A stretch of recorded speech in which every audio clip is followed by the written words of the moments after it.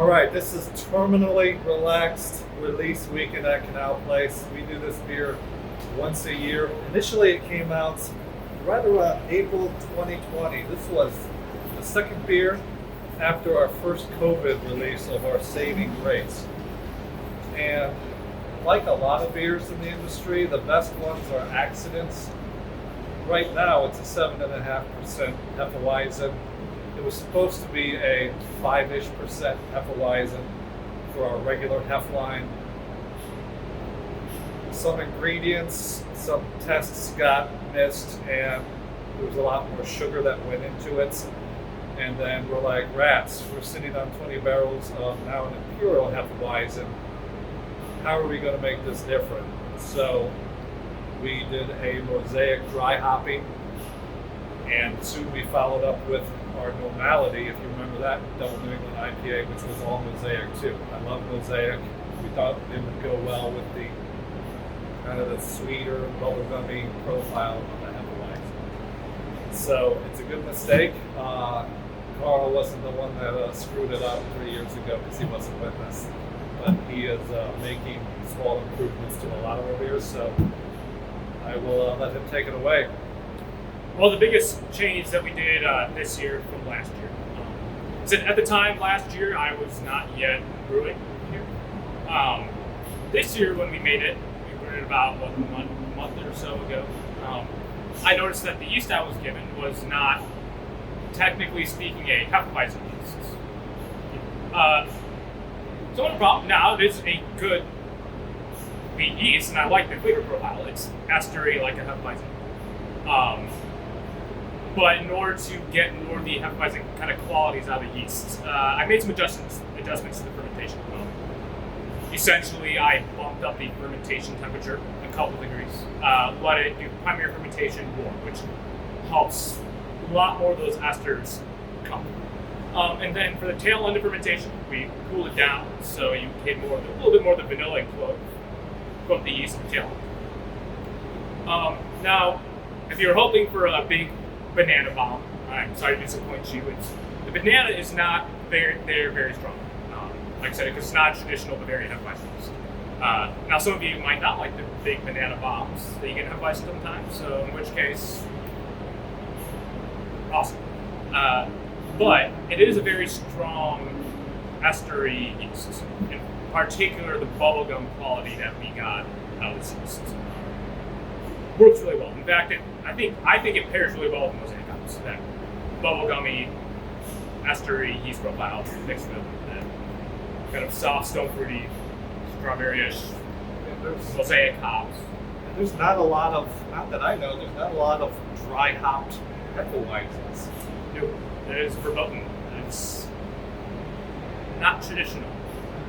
Of course, traditionally, we would also refer to a 7.5% Hefeweizen as perhaps Weizenbach, rather than Imperial Hefeweizen, but as we've seen, happy accidents, everything works out better than we expected. Now, what we get with this beer, afterwards, go ahead and pour some.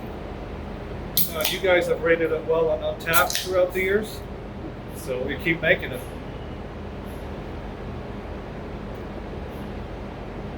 Now, when I pour these, wheat beers especially, I like to try to get a decent foam in it. So I don't need anyone in the comment section asking me where I learned to pour beer. I am trying to get foam in that intentionally.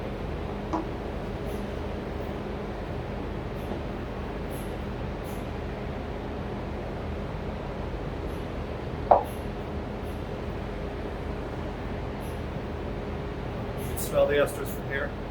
Oh yeah. Bright and bubblegummy. That Mosaic really pops through.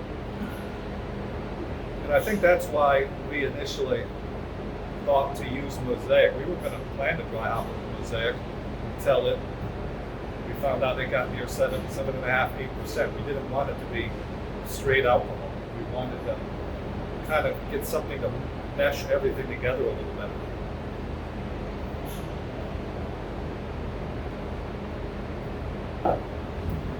I think works well, especially considering it's not traditionally a Hefeweizen yeast. It's actually the yeast that I realized, because I've used it in the past, I made the same mistake upon realizing that wasn't technically Hefeweizen yeast. It's more in the family of a Saison yeast, which means, so versus a Hefeweizen yeast, you kind of it dries out of it. In fact, this, unlike what you get with typically Hefeweizen yeast, I mean, you think you get to terminal gravity, and it keeps creeping down, it keeps creeping down, it keeps creeping down. So it actually finishes fairly dry, which I like. So for a 7.5% beer, that's big and estery, it drinks pretty good. It finishes dry. It's refreshing. You kind of get more of a kind of citrus note from the yeast as well. But it also pairs well with the dry hop.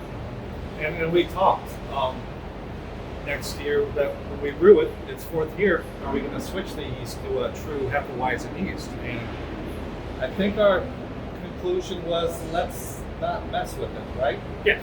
Yes. I think the biggest issue is maybe technically it's not a Hefeweizen, but as it stands, I think the yeast works beautifully with the beer as it is. If you like Hefeweizens, like I said, it's not going to be the banana bomb that maybe you're looking for, but it falls in the same, I would say, family of beers that you probably know. Light, refreshing, summer beer. It is 7.5%, so perhaps not a breakfast beer the way a Hefeweizen might be. No, it's more of an evening beer. You're done with all your work. When we realized this was going to be high in alcohol, we had to re-come up with a name for it. And I don't know how I thought of this name, but it's going to get you relaxed pretty quick and keep you in that state terminally. And as you can see, we are both very relaxed. We're very relaxed. We're only missing the water lapping at our feet and palm trees. Other than that, we're very relaxed.